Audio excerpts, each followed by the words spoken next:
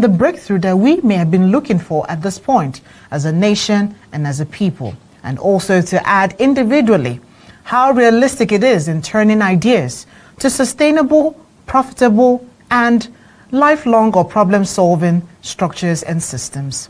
You would agree that today's discussion is very, very comprehensive, yet a relatable one that is essential for us to be having at this time, and which we'll be looking at this point on the show. Don't forget, you would also be a part of the show because it's all about you. How you see creativity as an industry, economy, also as a potential, and other areas that we will be unveiling and touching on today's discussion. Our guest at this time is ready to be brought on board, and so let's get that started right away. Well, I have a thought leader who specializes in supporting individuals and organizations in their approach to profitable earning and sustainable business systems while attaining brand loyalty. He's also a TEDx speaker, a blogger, an idea strategist, and so much more. Profile really big. But in the studio today, I have Mr. Emeka Nobis on the show today. Well, he would be joined in alongside another very creative person known as Nnamdi Ibe, internationally known as the Surgeon. Well, we'll see what he's going to be dissecting open on the discussion today. Well, his area of expertise includes business structure, business growth, business management, people management, and distribution, with emphasis on how he develops various platforms and ensure that they manage and grow their businesses effectively and increase revenue in such enormous leap. Well, another person with big profile that I'm trying to compress as much as possible, but then I have two interesting gentlemen in the studio, and I want to say good afternoon. Good afternoon. Thank you for coming on the show today. Thank you. And I also heard as well that you're visiting town. Yes. Well, good afternoon again. Yeah, good afternoon. Yes. So, well, you're looking the part, especially when we're talking about creativity. So I try to keep up the appearance too, in also being easygoing in my look as well. Thanks. But then, when we talk about creativity, the typical Nigerian, or will I say a generation of Nigerians, actually think it's just a lot of blah blah, which means that there is no such thing as creativity, or even if there is, creativity isn't as strong, important, and relevant as in, to the point of becoming a sector of its own. Now, what can you say about that school of thought, or, that opinion or perspective about creativity? And with that being said, what is truly creativity based on, how it can actually be a structure or a practicable system that can be applied in the nation or for people who are interested in it? So I would start with you, Mr. Emeka, to say something on that. I'm very happy that these conversations are happening. To let you understand that I studied mechanical engineering, and I worked for 10 years for an oil servicing company. And today, basically what I do is to use my gifts of writing and speaking to make money. Basically, that's what I do. So we are happy that these conversations are happening. Creativity, when people look at it, they feel that it's something that has to be otherworldly. They feel it's something that has to, something that will just create some kind of buzz and all that. No. But your ability to take, for example, the gift and talent that you've got, and you're able to solve people's solutions, problems in form of the solutions you're packaging, it's creativity. That's what it is, right? So for me, for example, I package the things, these people's solutions to their problems in form of books, in form of online courses, in form of consultation sessions that I do online. And when they get the solutions to their problems and they get results, that's creativity. So people who are thinking in terms, it has to be something that when you look at it is a firecracker or something like that. It's no, that's not really the entirety of what creativity is all about. And if you see a whole lot of us, if you step out on the street, a lot of young people, both those who are in middle age and those who are young, ages of 17, 18, they are all very creative people. The only thing is, how do you harness these energies inside of them? into something that is productive, both for themselves and for the society. And that's why I'm glad that we're having this conversation. So it's reading out the statistics that I saw you read. I mean, I never knew that publishing was ranking more in terms of money making than photography and music. I was thinking that music was even much more. So I'm excited about that, because that's the area where I play my game in the publishing industry. I'm consistently publishing every day on Facebook, on Instagram, and also writing in terms of books that we create consistently. So I'm happy that people are beginning to adopt these things, because when we were growing up, it was either you're an engineer or you're a medical doctor or, you know, the big traditional names. But now people are making money from a whole lot of stuff that you never expected.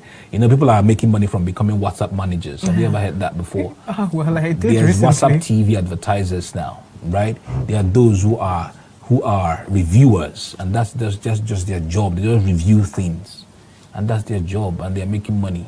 So certain things that you're hearing now that never used to hear before, that's part of the creative industry. And I'm glad that these conversations are happening. People are beginning to see, okay, this gift that I have, this thing I can do can really be something that can be rewarding.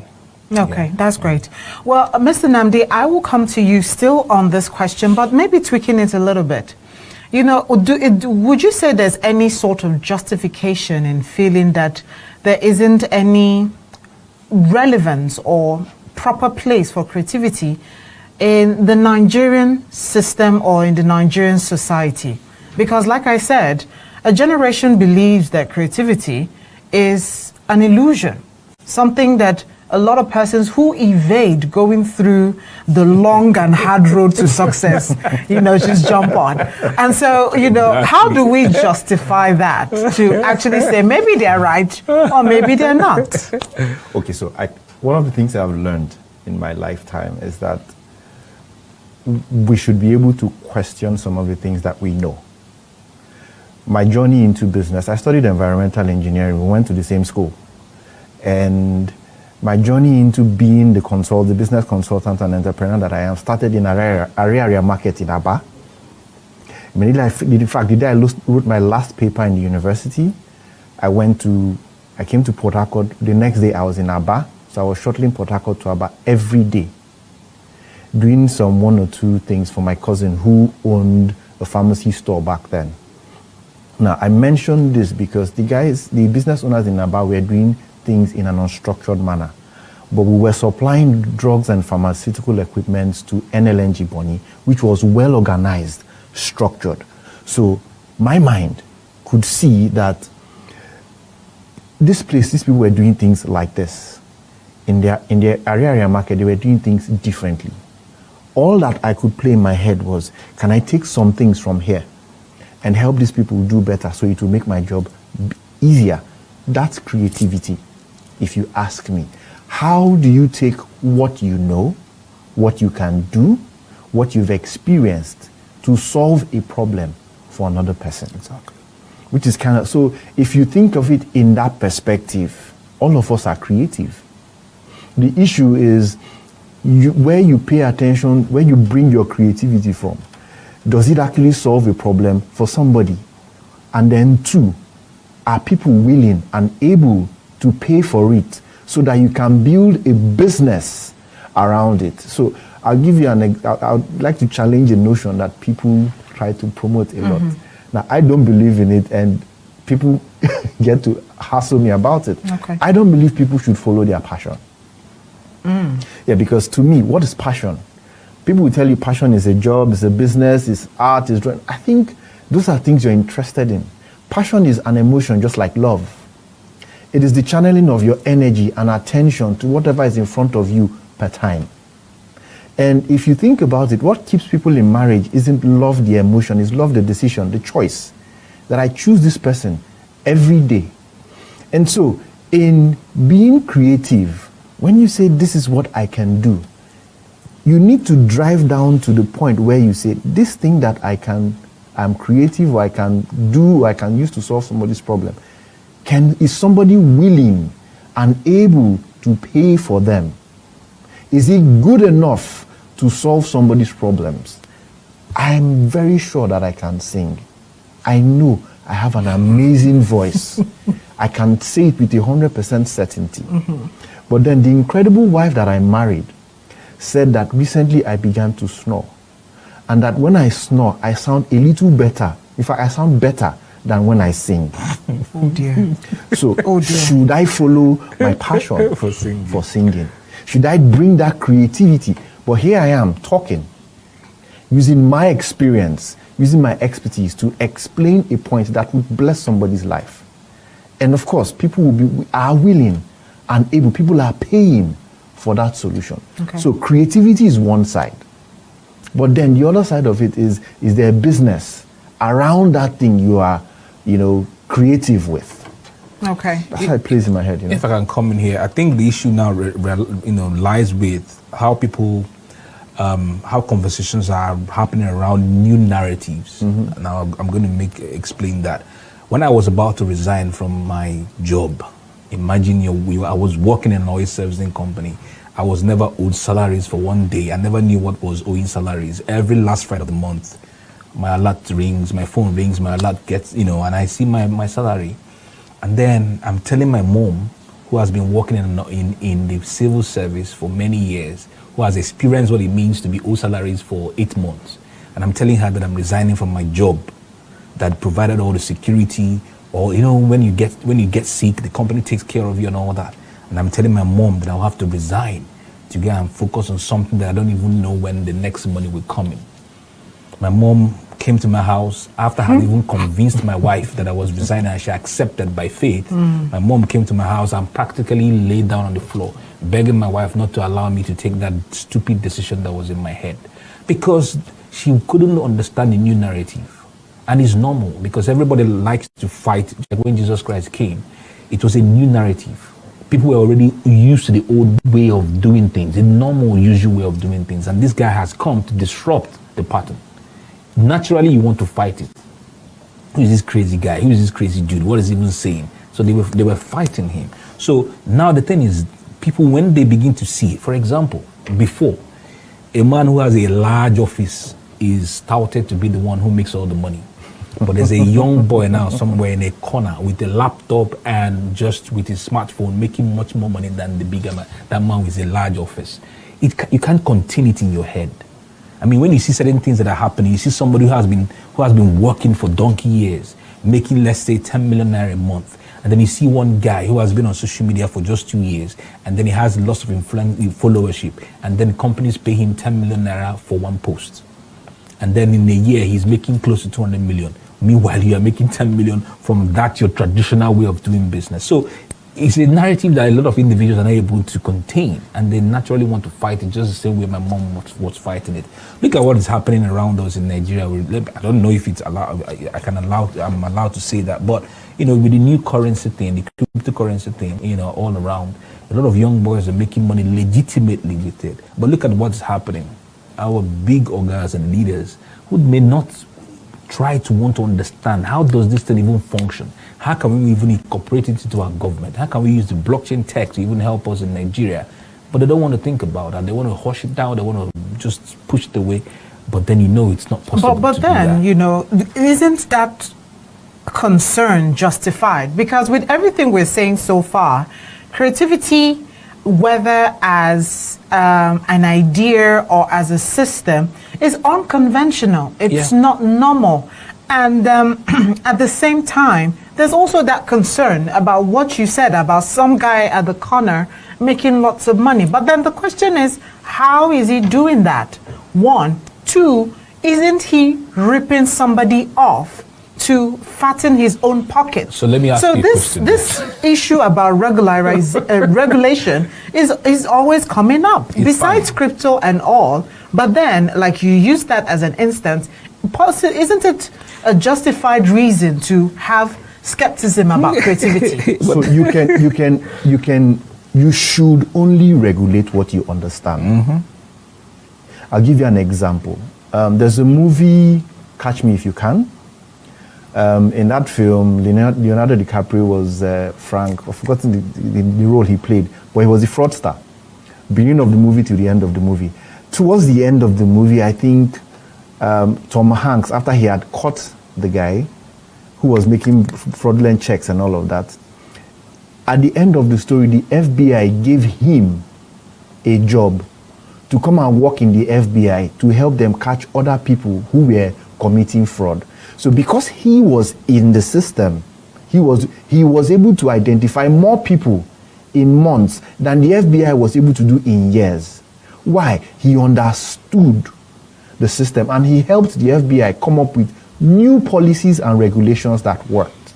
My point here is this. You should only regulate what you understand. These new creative ideas, whether it is crypto, whether it is social, whatever it is that is coming, if you don't understand it, why not work with the people who understand it and let them explain it to you in clear terms? Some people come on the television, for example, and they'll be speaking big English that nobody understands. But here we are, Here we are using stories, personal stories, realistic examples. Why? Because we want to effectively communicate to people who understand. So reach out to those people who do these things. Understand so you can effectively regulate. I have no problem with regulation, but you cannot regulate what you don't understand. Okay. So that means that it's a two-way thing. It's a two-way thing. Even those who say within the traditional methods of making money, aren't people still ripping people off? For example, medical doctors. A woman is pregnant. The medical doctor knows that the woman can easily give birth by vaginal birth. And they tell you, no, it's CSO. And then under the tension, under the apprehension, your husband doesn't even know that it's possible. But isn't that a different scenario? It's the same thing. But it's the same. It's not the same thing. It's still the same thing, even with the regular. So that's still happening. You get, so there's a place of the human human element playing out, and the place of the regularization that also plays out. You get, so people have the ethical means to make business, to make money. There are still unethical means to make money. Yeah, it's just two ways. So we have the policies that can keep people in check. We have the environmental support that can keep people in check. But then to just come and shut down something because you don't understand it. See, the creative people are they're unhinged. So if you plug it here, you can't stop them. You can't stop them. You plug here, they move this way. But see, let me tell you some of the people who come on social media to make all the noise. When we hear some of these regulations, what some of us do, we just go back and say, the question we usually ask is, how can we circumvent? How can we deal? How can we survive? I remember even with this bank thing now that you can't pay more than $100. A lot of individuals have come up with solutions to be able to know what to do, to be able to, have their issues solved. So all those who are coming to be shouted and all. Doesn't that make you still, it's not illegal. Being creatives still make you more questionable? Because why would you want to circumvent? Yes, no, you have identified in the way there that is an legal. Ignorance. Why are you not fighting or finding a way to help them understand rather than finding a back door? I'll give you, let me ask you a question, okay? When you hear a young person, for everyone who is watching this, if you hear a young person is making money with their laptop alone, if you're in your 50s and above, what are the first three things that come to your mind? You only think of fraud. So how do you fight that mindset without the willingness to have the conversations? How do you fight that mindset? There are people who don't. He gave an example of his mom. When I come from a family of academicians, my dad had three master's degrees and a PhD before he passed. My mom had a PhD my first year in university. So I come from what in Igbo will say, Ndenkuzi. Teachers. Yes. And so imagine the disappointment in my parents' face when I told them that I didn't want to do a master's. They couldn't understand it. They couldn't understand why, after studying environmental engineering, you're not looking for a job in SPDC or something. You say you want to do business. How? I fought that battle almost till 3-4 years before my father passed. How did I change it? I told him, look, Daddy, I don't know how long you're going to be here. But if we continue like this, we will not connect. I recommended a few books to him. Luckily, he likes to read. He read. His mindset changed. And then we came to the table to understand each other. At the businesses that I did, my father left where he was, came to come and support when we were kicking off. But he made the effort. And so there would always be good, bad, and the ugly. Okay. if you use your perception of the ugly and the bad only to judge an entire system, then the opportunities that exist in the good, which is what we're talking about in the creative industry, the opportunity, in the broader sense of creativity, even programming, writing code, that's creativity. Do you know that in Google alone, just the search engine, originally, it used to take 1 million lines of code. That's what the Google search platform was using before. Now they've reduced it to less than 200 or 300. Somebody somewhere came up with options that could compress. That's creativity. But the average person in Nigeria who is in 50s and above sees somebody in front of a computer. What are you doing pressing computer from morning till night? So those are the battles and conversations we need to have. Maybe I used the wrong word, circumvent, but let me give you a typical example of what happened. Okay. You know, so that we don't come off like as if we are against the law, right? Okay. Which is not my own. I like to do business ethically. Now, I remember I think it was 3 or 4 years ago, we had the same issue we had with the banks. So we couldn't pay for our subscriptions. I couldn't even pay for imagine now, my website, to pay for my website is $139 a month, a year. And you give me a restriction of $10. That means my website should go and sleep. I mean, how will I now make money? It doesn't make sense. So what we did at the time, we had this restriction some years ago. We understand that we're trying to wage, to make the naira to, have some form of essence. So what we did was that they were friends of ours who had already left Nigeria, but they had bank accounts here in Nigeria. They were either in the US or, in Canada. So what we did was we funded their naira account here, and then told them, our website is so and so amount of money. We want you to use your card in the US, pay for us, key in your details and all, and then we'll fund the equivalent in naira. Mm-hmm. Is that not circumventing? Is that not being able to help yourself? So they paid for us, and then we give them a naira equivalent here. Okay. Is that against the law? No, it's not against the law. It's completely ethical.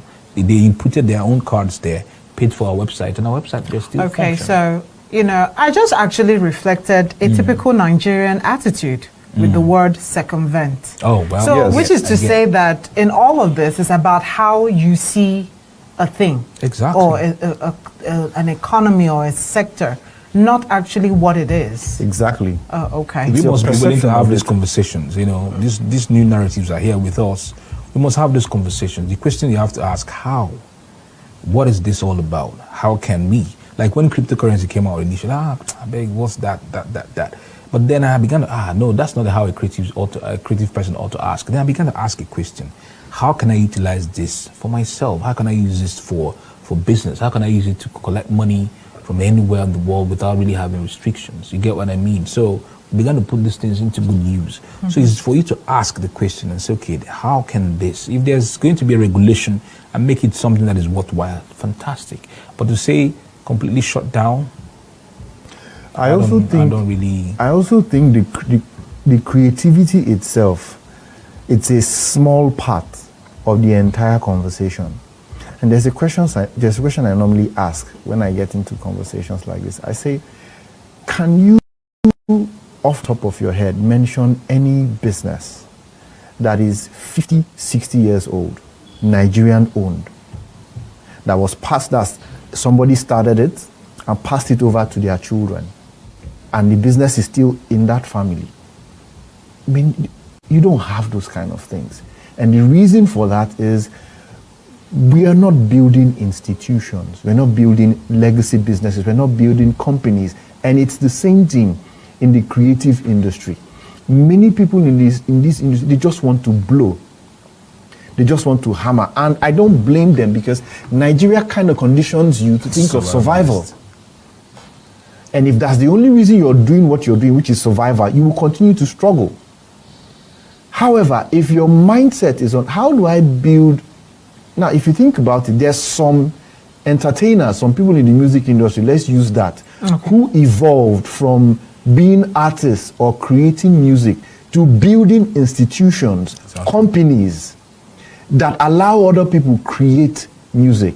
If you're in any entertainment industry, go to YouTube and study the history of Master P. Master P is an American rap artist And he would tell you publicly that he knew he wasn't the best rapper at the time, but that nobody would out-hustle him and his team. He built his empire. What's that? I can't remember their company name, but he built that institution. He even taught Snoop Dogg the business of music. So there's a key difference between music, the business of music. There's a difference between writing and the business of writing, or art and the business of art. And so while we are focusing so much attention on getting the creative juices pumped, people are creating institutions that allow for those things, not just the institutions that allow for the creativity to happen, but for them to be sold. Okay. NFTs are platforms where you can take ownership of digital assets. So you take a picture, and if I take a picture here now, this picture can be shared anywhere, nobody owns it. But if I take that picture and put it as an NFT, I alone have it. That platform for selling NFTs is a way of taking creative ideas and selling them. Well, I must say, I did tell you that it's a very extensive and very vast conversation we're having today.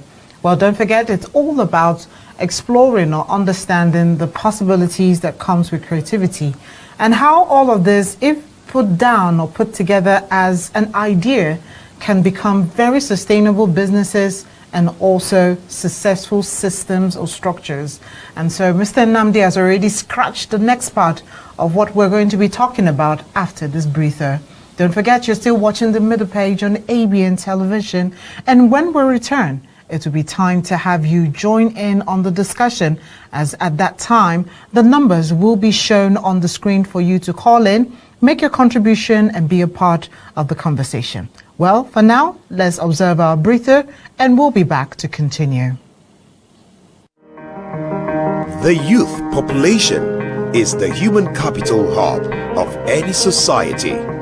A youth is someone in the prime time between 15 to 35 years. Youthfulness is characterized by vibrancy, energy, and curiosity that is needed to create social development. The level of youth development reveals the quality of preparation the society is making for the future. No matter the number of natural resources a nation has, it will remain wretched without harnessing its youth resources. Therefore, youth empowerment is considered among major factors that determine the development of a country. According to Muhammadu Buhari, youths must see themselves as the greatest asset the country has and remain resilient no matter what the situation in the country may be. Nigerian youths should shun cultism, banditry, kidnapping, drug addiction, rape, and other negative vices to reposition themselves as vanguard for positive change across the world. Our most potent ambassadors are young Nigerians who are breaking new grounds and winning laurels in diverse fields of endeavors. Nigerian youths must prove that truly they are leaders of tomorrow. Well, we're back from that breather, and so it's a very interesting conversation that we can't wait to continue with just before we run out of time. Yes, conversations around creativity always is an intensive, extensive, but very important as well. Well, don't forget, I have quite some fine gentlemen in the studio, and the person of Mr. Emeka Nobis, who I call a thought leader, and Mr. Nnamdi Ibe, who is called the surgeon. Yes. Welcome back. Thank you. All right, so we've tried, or we've extensively taken our time to establish everything that we can around the conceptions, ideas, perspective, and what have you about Nigeria, especially bringing it to how it is being seen and perceived in the Nigerian society. Now, if we say it is time to change the narrative, the question is how. I do remember that, Mr. Nnamdi, you have continuously emphasize the part for institution and structures and all of that. So could we start from there by understanding if we're attempting to answer the how do we do it right, through or via structures and systems? What are those structures and systems that we are overdue to start putting in place to help make creativity more sustainable and a part of us? Because another thing is that, funny enough, creativity, the creative economy, maybe it still seems alien because it has yet to become a part of us. If it's a part of us, I think it's going to be easier. Don't you think so? Yeah. Okay. So, Mr. Namdi, what can you say about that? Okay, so there are two parts of this. Okay, there's anytime these kind of conversations come up, a lot of times we want to look at what government is supposed to do. I'm not going to do that. Okay. I'm going to look at what you can do if you're a creative person here. You need to quickly move from somebody who is creative to somebody who owns a creative institution. What do I mean? We need to start building companies.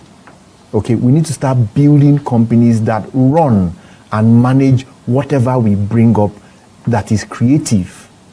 So, typical example, how do you move from somebody who sings to somebody who, owns a studio, to somebody who signs other artists who sing, to somebody who owns a distribution channel for music, to somebody who creates the next social media channel where music can be distributed? How do you move from that level? How do you create, instead of just being an actor, can you now become a producer? Can you now also make films that can be sold to a Netflix or an Iroko? Can you create your own competition or the better version of what a Netflix is? Now, we need to begin to shift. Now, when you do that, you have 1, 2, 3.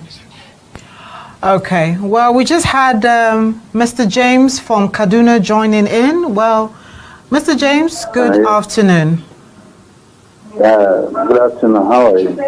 Okay, Mr. John. Well, Mr. John, welcome. Not John. James. Okay, yes. So it's James. Okay, sorry, I kind of mixed that up. So welcome once again. James. All right, go ahead, sir. Please, you said I want to talk to my young man whose name is Sojourn. Okay. My young man whose name is Sojourn. Go ahead. Why is he called Sojourn? He's a businessman. Okay, so is that what you want to know? And I want to also know how do they call this what they are doing as a business?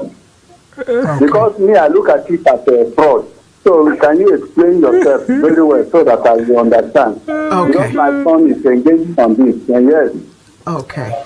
Well, thank you very much, Mr. James. I love his question. Okay. I love Mr. James' question. It is remarkable. You see what we're talking about. See what we're talking about. First question, why am I called the surgeon? I went to speak somewhere, and after I had finished teaching, my friend was there, and she said that the way I dissect business problems is like a surgeon who goes into a theater, dissects, opens the person, removes the cancer, removes the tumor, and closes everything back. Mm-hmm. That I am a business surgeon. Okay. And so that's where the brand, the surgeon, comes from. Okay. That's the history. In terms of what's the business around what we do. Mm-hmm. Now, so for my company is called Excel and Risk Consulting.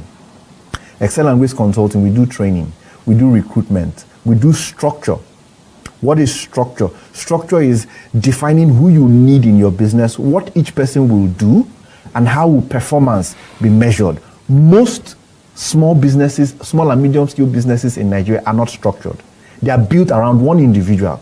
And so when that individual dies, or something happens, or that person can't show up at work one day, everybody is running helter-skelter. And so that's what I do for a living.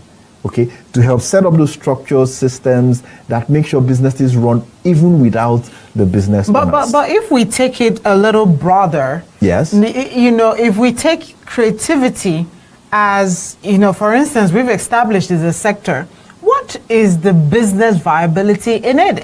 You know, that was part of the first things I said at the start of this conversation. How do we convince a school? Because, for instance, he's a father, and he's saying his son is doing something like this things, and which means, in his view, it's not relevant. It's not, you know, and all. So, how do we? Because if we say this has possibilities and all, and people need to make it become a system or structure, how? But I know you were actually talking about that, so, you know, maybe we can pick it up from where we Let me stopped. make it so that we can share insights. Can we pick one creative industry? Let's just pick one. Anyone at all. Books. You already done music. So I was using music. Yes. Anyone at all. There's also, yes, let me check the sectors that are actually identified as well. We can use blogging. Maybe yeah, the there's son is publishing, blogging. there's Son's- broadcasting, there's recreation. So recreation on its own, I'm trying to figure out why they brought that into creativity. No, it was but merged in arts, entertainment, Well, and we can recreation. can we use blogging? let's use Let's use blogging. Let's use, or even newspapers, writing for newspapers, Blogging, publishing. because most of them now in the north, or those who are, they say, okay, my son is a blogger and all that. Now let me give you a particular example about my friend and how it's now converting into a business for her. So this lady loves to eat in restaurants. She loves to sleep in hotels, right? When she not just going to hotel to sleep, you know, she works for a company and they send her to places to. Now this lady, whenever she goes to eat in a restaurant, she takes pictures with her phones and writes about the food experience. I mean, when this woman is writing about the food experience, you yourself will like to eat the food. Okay. You'll be craving by watching her pictures online, on her Instagram or her Facebook. You will love to eat those foods. And whenever she goes to the hotel, you know, to sleep, she narrates the experience in the hotel, reviews the hotel, their towels, their rooms, and everything, right? Now, she began to do this just for pleasure, passionately, like that. She loved. So I got across to her and said, do you know that this could become a business for you? She said, how? I said, just continue doing it. You see what's going to happen. Do you know that as the woman kept on doing this, there was no structure. I just told her because she was receiving money from somewhere else, as from a salary.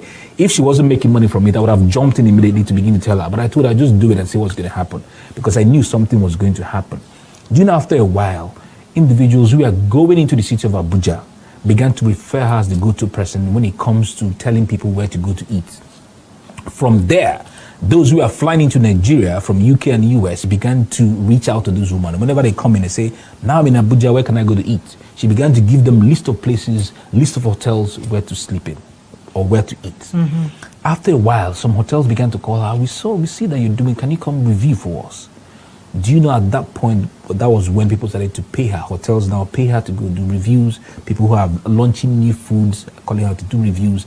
At some point, I told her, now is the time for you to start making money, good money from it. She had to go and buy a proper professional camera. Now, some hotels even call her to come and sleep for free in their hotels and do reviews. And those who are now coming from outside of Nigeria now pay her to consult for them where to. I mean, you'd be shocked that somebody will pay you 50K just to tell me. You know, people think that these are crazy things, but they happen. Somebody will say, take 50K, just tell me where to go to eat. Because for them, Or how to get around the city. For them, the pleasure in eating that particular food.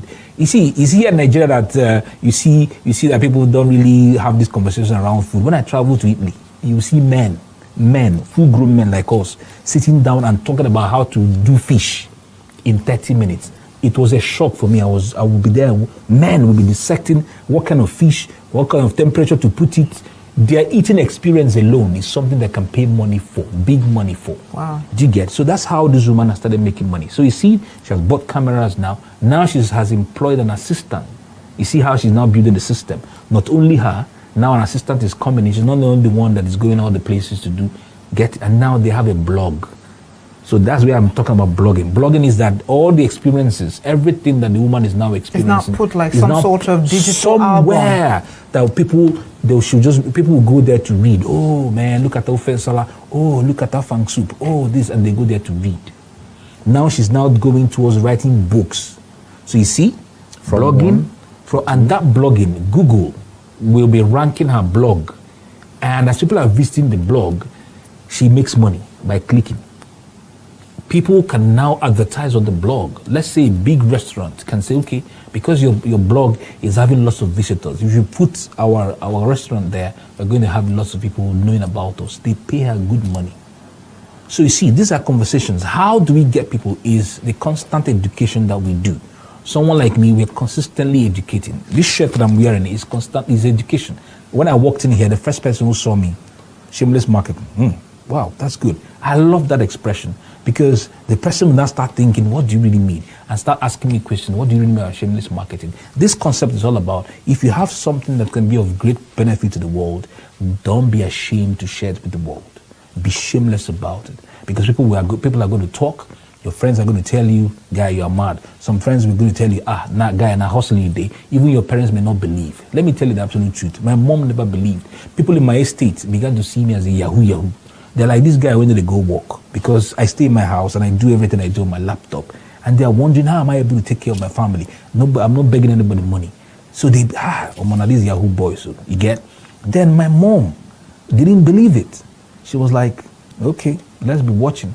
Now you say you don't want to go to work. Then when I made some good amount of money, the first thing I did was my wife first. I went to speak somewhere. They called me because they saw the things that I was doing online. They called me and they paid me 50,000 naira for 45 minutes to speak. This one that we're here, I just talking. They say, I got back home, took out 25K and practically stole my wife with the money. I said, enjoy.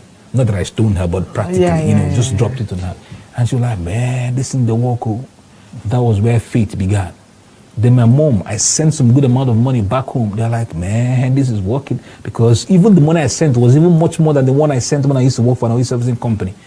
That was how they let me be. One day, my sister invited me to go to her house. I went with my family and we went there. Then I brought up my laptop to work on the table. My sister said, Emeka, you have come to our house. I'll rest now. Leave laptop. Do you know what my mom said? Leave him, oh. Hey, leave him. Let him be working. The testimony had changed. So he's consistently educating. So she became an advocate. Advocate. Now my mom is advocating well for me. Well. You get somebody so it's about educating, showing ethically, legitimately that this thing works and consistently educating individuals. For me, that's what I do. Like a lot of individuals who have written books and they can't sell. Me, I came in, I'm like, okay, how can I change the system? How can I make individuals understand that there's money in this industry? And I began to teach them how to sell because I was selling strategies, this, that. Consistently educating. Now a lot of individuals refer me.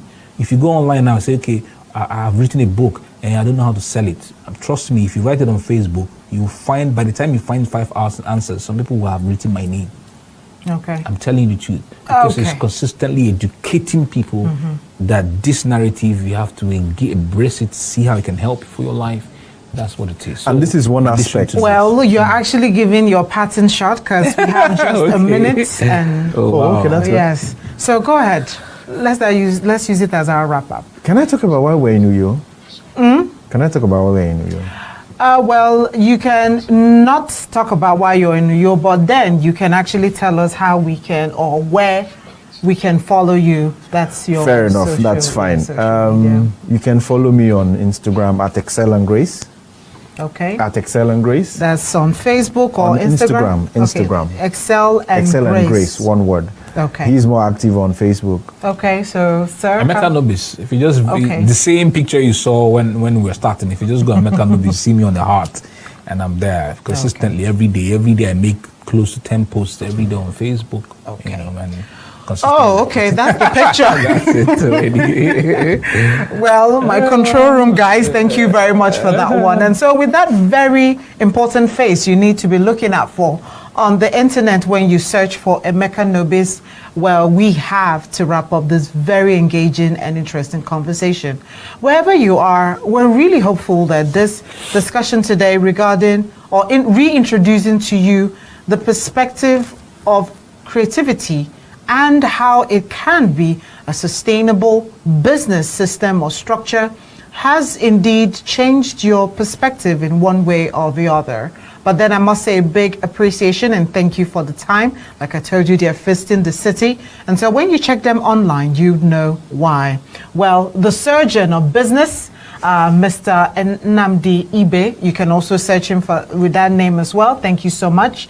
And also the thought leader as himself, Mr. Emeka Nobis. Thank you so much. Grateful. And also big appreciation to you for watching all the way. Thank you also to Mr. James, who called in as well to air in his own perspective. It really helped the discussion as well. And to every one of you who was watching, thank you as well. Well, we continue to keep streaming live on www.abn.ng/live and also on Star Times channel 140. Plus, this very interesting discussion, if you missed a part of it, don't worry.